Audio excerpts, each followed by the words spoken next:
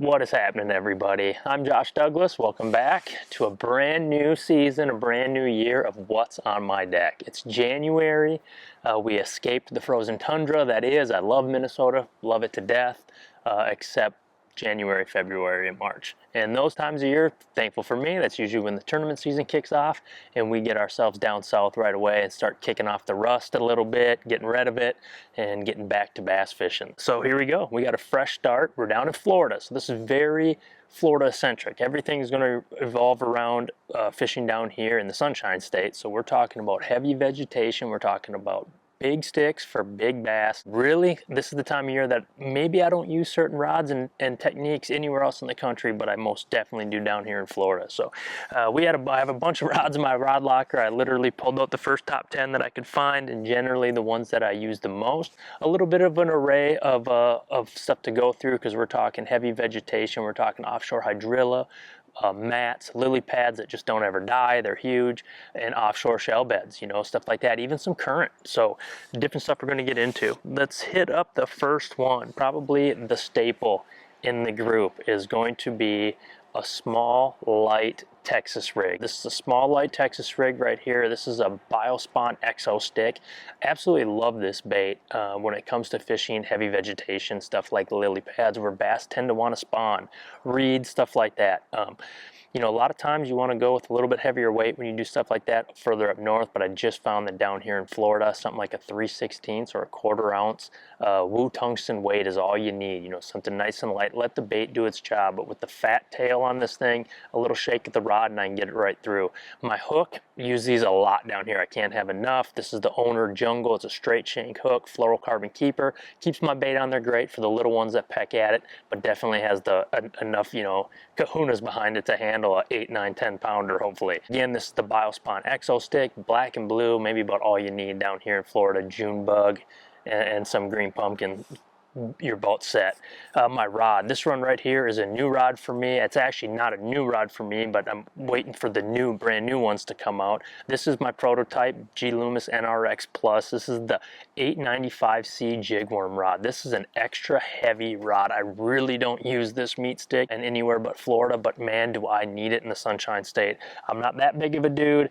I'd like to be able to say that I got all the muscle in the world to get them big ones out of there. And it ain't the big ones. Honestly, it's not the big ones. The big ones just tear right out of there. That's what they do. This is just for that regular size bass, but the thing is that vegetation, those lily pad stems, those reeds, they are so strong. They're like nowhere else in the country. I need a little extra muscle, and I get that from the 895 NRX Plus. These NRX Pluses are awesome. I think the real only change from this prototype to the actual NRX Pluses that are now out and available is the reel seat. This does not have, this has got the old Loomis reel seat. You'll see in some of the other ones they have the CI4 reel seat. It's awesome. I'm using a Shimano Metanium XG. I've talked about this reel a lot before. The size for my hands, it's perfect, super strong, brass gearing.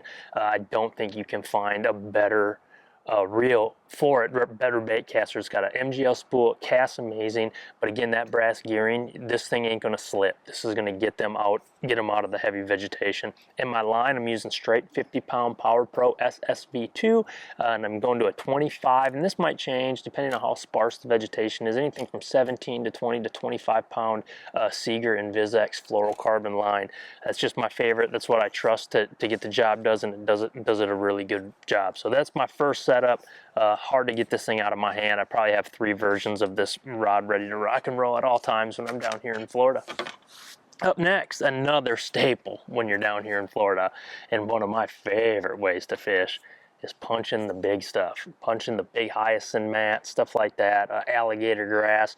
You're talking about some of the gnarliest stuff, and the bass know it. That's where they like to hide. It gives them shade. You know, Florida's the Sunshine State. It bakes those fish, and everything's so shallow. 3-4 feet is deep here, you know. So using something like this to penetrate that heavy stuff is definitely key, especially on cold fronts and when fish are staging to get ready to spawn. My bait right here, I'm using, this is a 1.5 ounce Woo tungsten flipping weight. Definitely need some. It could be an ounce, it could be an ounce and a quarter, 1.5, all the way up to 2 ounces sometimes if it's thick enough.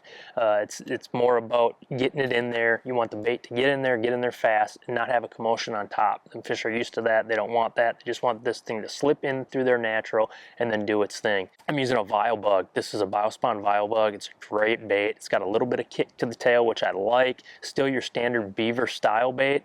Punches through the grass great, but has just a little bit of a tail kick. June bug color, again, I said that's a staple.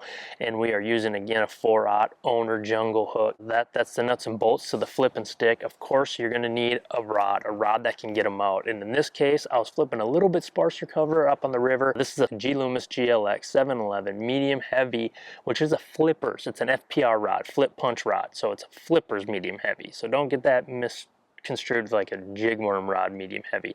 This has got a ton of backbone. It's got the long all cork handle, doesn't beat up my ribs when I set the hook, but it's real parabolic. If I'm fishing super heavy cover, not so much getting through the cover, but getting the fish out of the cover, I might beef it up to the 954 FPR, again, just for a little bit of added muscle to help me. I am using straight 65-pound Power Pro SS V2, and that's important. That's an 8-strand braid. And that's so important because you gotta think, this vegetation, if I'm using a 4-strand braid, that's gonna be awfully loud. You can feel it through the vegetation. I can feel it in the rod, so the fish can definitely feel it in their lateral line. So to go to an 8-strand braid, it's a lot silkier, a lot smoother. You don't have near the noise. It's almost silent in the vegetation, so that's super important. And again, the reel of choice is going to be a Shimano Metanium 8-to-1 speed XG. Again, that's just like this one, the 8-to-1. It allows me to pick up line quick. I'm not using the reel to impart the action on the bait. I'm using the rod to do that. Once I set the hook in that vegetation, it's just about torque and getting those fish out as fast as I can before they can get me into the thicker stuff. So big old punching rod, one of my favorite ways to fish when I'm down here in Florida. Up next, let's talk about the rattle trap. I think this is a river to sea trap. I don't know. I got a box full of traps, to be honest, and I just go through them until I figure out whichever one they're biting. Generally, I'm throwing a 1/2 ounce or 5/8 maybe, 1/2 ounce, something like that. If I'm super shallow, maybe a 3/8. For a rod, I'm using a Shimano Poison Adrena rod. Now, I'm going to talk about a rod coming up here a little bit in the bladed jig rod. It's 7/4 medium heavy action, and I'm using it now for like almost everything. I'm just waiting to get more of them in, and I will be switching over to that rod. I just think it has a little bit more feel, and I just love that G Loomis line. But this Poison Adrena 7.3 medium heavy is a gem in the Poison Adrena line.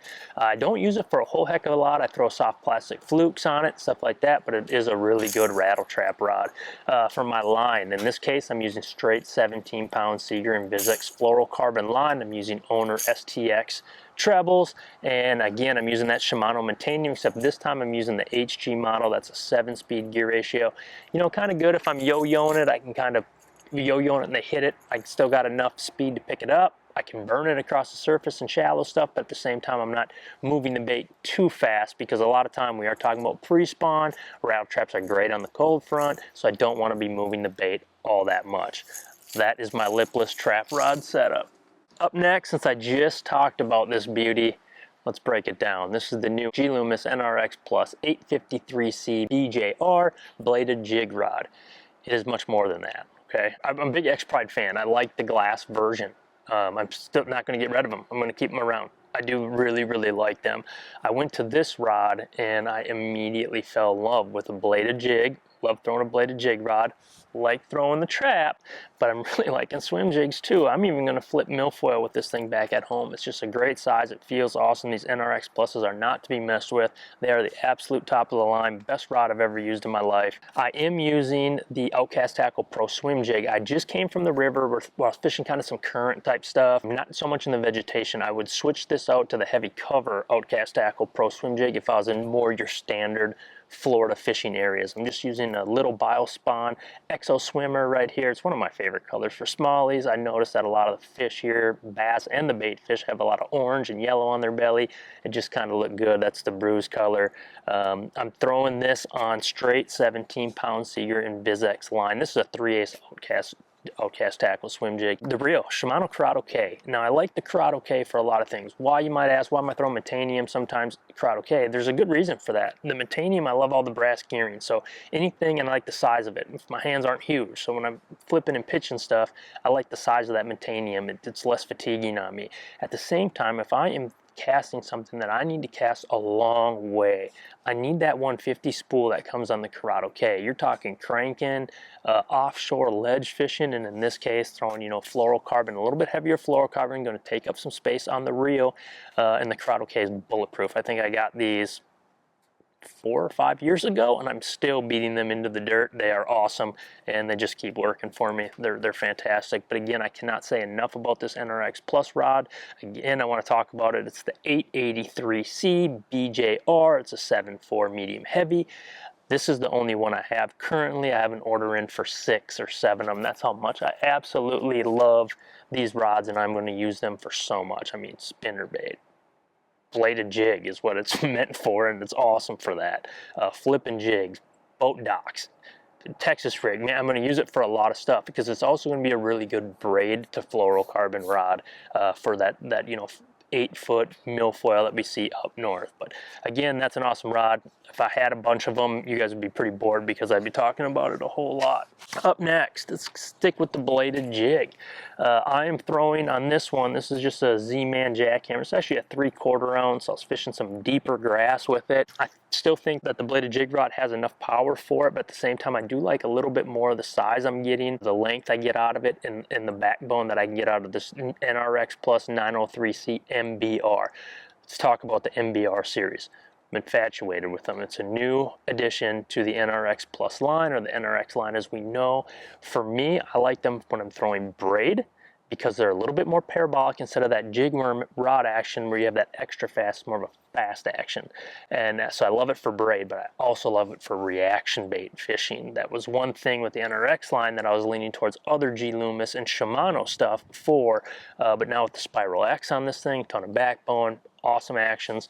This I could use, you know, throw a flashy swim rod on ledges. I can throw, you know, big paddle tail swim baits, and in this case throwing a 3/4 ounce jackhammer on it. I'm throwing the Z-Man, I forget what they call this thing, but it's like the little shaddy style deal on it. Outside of the rod, I'm using straight 17-pound Seaguar Invizx Fluorocarbon, and again, because I'm making those big casts, I'm using a Shimano Corrado K.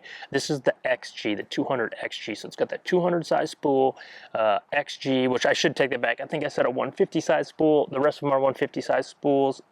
This, again, the Corrado K is a 200 size spool on it. Great for making big, super long casts, especially with heavier fluorocarbon line. But that's the setup right there.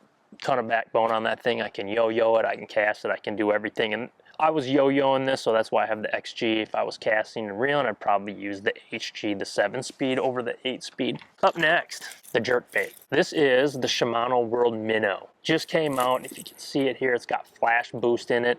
I can't tell how much you can see, but they have beaten the brakes off of this thing from up north on Mille Lacs for smallmouths, and then right back down here fishing both current and around hydrilla and all that for largemouth. I am using, for this setup, I'm using a Shimano X Pride. This is a 610 medium action, the 1610 medium. It's an awesome jerkbait rod. I've talked about it for a long time. I've had this rod for a long time. I started using 842 NBR, G Loomis NRX Plus 842 NBR back in Minnesota for smallmouth fishing, and I love it. But it's a little light for Florida. I'm going to try an 843 NBR because I do like that series so much, but until I get my hands on those, I went back to my X Pride. It's got a little bit more backbone to it and can get those fish away. Generally, I would use 10, maybe 12-pound tests when I'm throwing a jerkbait, but again, that's all back up home or on the Great Lakes, stuff like that. Down here in Florida, I'm using 15, and I'm using that for 2 reasons. 1, I don't want a big one to bush me in some hydrilla and just end up breaking them off. But 2, the 15-pound will keep my bait up a little bit. You know, I don't need it to get that deep. We're talking about 3, 4, 5 feet of water here. I want it up over the top of the grass, and this bait right here has got a lot of pull power to it. But another thing is too, it casts a mile. If you can hear this thing, I'm telling you right now, I urge you all to challenge me on that. Find me a jerkbait that will cast further than this. than the New World Minnow will. And for the reel, I know we're getting a little bougie with this one, but this is the Shimano Metanium DC. It's the absolute top of the line when it comes to Shimano bait casting reels. And in this case, the DC. Why do I use a DC? Obviously, I can cast a bait just fine, but the DC allows me to cast a long way. And generally, when we're throwing jerk baits, you're talking about tough conditions, wind blowing in your face, all that kind of stuff. I want to be able to throw into the wind where those fish are positioning, and I want to be able to throw it a long way, and the DC helps me do that. So that's why I'm throwing it. It doesn't get no better for that kind of stuff when you're throwing light baits. It's a great reel for that. Absolute awesome presentation. Again, I'm excited to try to maybe flip this out for the 843 version. All right, up next, you cannot come to Florida without throwing a speed worm. This is a Zoom Mag speed worm. I also throw the regular speed worm from time to time. I don't know if I even throw this bait much anywhere else in the country, but it is a staple in Florida. They have needlefish down here, and I think that is a pretty good prey for bass. Why they might eat it a little bit more often down here, but at the same time is it's just a staple bait. I'm using a 5/16 ounce Woo tungsten weight. Usually I'd be using like 3/16 or quarter, but again, I was out fishing some of that deeper hydrilla, so I kind of used a little bit bigger weight. I only got a couple bites on it this go around, but still, it's one that'll always be on my deck. I'm using a regular 5/0 owner round bend hook. If I was throwing the regular speed worm, I'd probably put a 4/0 in there. That would fit it a heck of a lot better. My rod of choice for this is a Loomis NRX 894C jig worm rod. I'm still waiting to get my hands on the NRX Plus version. We'll definitely be switching over to it, but there is nothing wrong with the Loomis standard NRX either. It's a 7.5 fast heavy action rod, so I can throw this thing a long way. It's the same one I would use for a ribbon tail worm and brush piles, just a workhorse of a rod. I'm using a Shimano Metanium XG and straight 17-pound Seaguar Invizx Fluorocarbon line. With the HG, the 7-speed is important because I'm not fishing. Some people will fish these on top of the grass, and I will too at times. If that was the case, I'd probably be using an 8-speed for that, so when they come up and eat it, I can get them out of there. But at the same time, I'm fishing this thing underneath the water for the submerged grass, so I like that 7-speed on there. And I think I already said it, but 17-pound Seaguar Invizx Fluorocarbon line, and this setup is ready to rock and roll. Definitely a staple down here in Florida. We got 2 left. Let's get right down to it. You know I ain't coming to Florida without a spinning rod. I usually have a couple rocking, maybe a wacky Cinco if I'm fishing around marinas or stuff like that, stuff where they can't get me into that big vegetation. And in this case, I'm using it in a drop shot, of course. And in this case, I'm throwing a Ned rig. Shell beds are kind of a big deal. Shell beds are, here in Florida, the bass use them quite a bit. Generally, your shell beds are going to be around current, going to be around plankton, because that's what they're eating. And the bass like the current. The shad like the plankton. They like the current. Boom, there you go. You got a recipe for big bass. At the same time, you know, this is one place where I can get away with throwing a spinning rod and throwing a Ned rig. This is a 3/16 outcast tackle, perfect Ned head. I'm using a little TRD right here. Sometimes I use the bigger one, just to be honest, the big TRD a little bit, but again, that's just in the June bug color. I'm throwing the brand new Shimano Accents 4000. If you've followed me at all, you know I'm infatuated with the Accents. I think it's the best spinning reel ever built, and that definitely didn't change when they introduced the new one. And I have my favorite spinning rod of all time. In all honesty, I could probably use this rod solely for absolutely all of my spinning needs, except for some specific up north glacial smallmouth fishing. Other than that, I could use an 872 always, and that's exactly what this is, a Loomis NRX Plus 872 jig worm rod.